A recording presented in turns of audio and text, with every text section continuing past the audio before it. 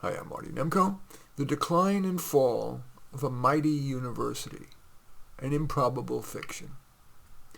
Apollo University had a $72 billion endowment, mostly from alumni grateful not so much for their largely impractical education, but because the designer label on their diploma opened career doors. And then Donald Trump became president and took back billions of tax dollars because Apollo did no more than change the names of its DEI programs, and did even less to change the one-sided education that defied higher education's time-honored role as the marketplace of benevolently derived ideas from throughout the ideological matrix.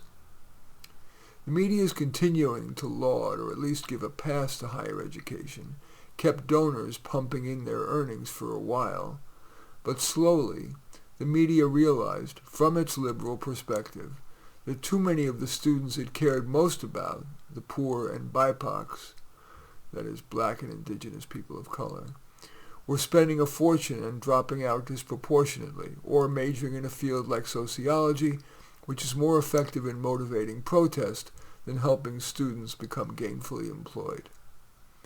When the media started its assault on Apollo, and other high-priced universities, not just donations, but foundation largesse and more devastating tax dollars from Congress, state, and local governments began drying up.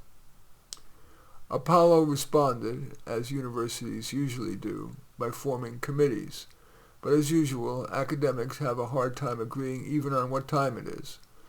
So their responses were tepid. For example, reducing the landscaping budget and selling off some of Apollo's most attractive land, which would fetch a good price. But that decision failed to consider that regular people, that is, prospective students and their parents, are seduced more by a campus's grounds than by student learning gains. Journalists confirmed the nationwide study called Academically Adrift that found that nearly half of college graduates grew little or not at all from freshman year in that critical area of critical thinking. With donations and government money nearly drained, Apollo increased tuition by much above the inflation rate. Atop the decline in federal aid, loans and grants, it didn't take a PhD to realize that fewer students would enroll at Apollo. Apollo then cut all but its most profitable programs. For example, it retained business, which, unlike the sciences, requires no equipment. But too many students, having been taught in school and in the media that business and capitalism are evil, didn't sign up in sufficient numbers.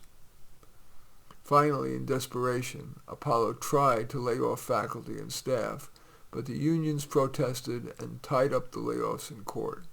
Apollo was forced to spend its largely dwindled coffers on lawyers.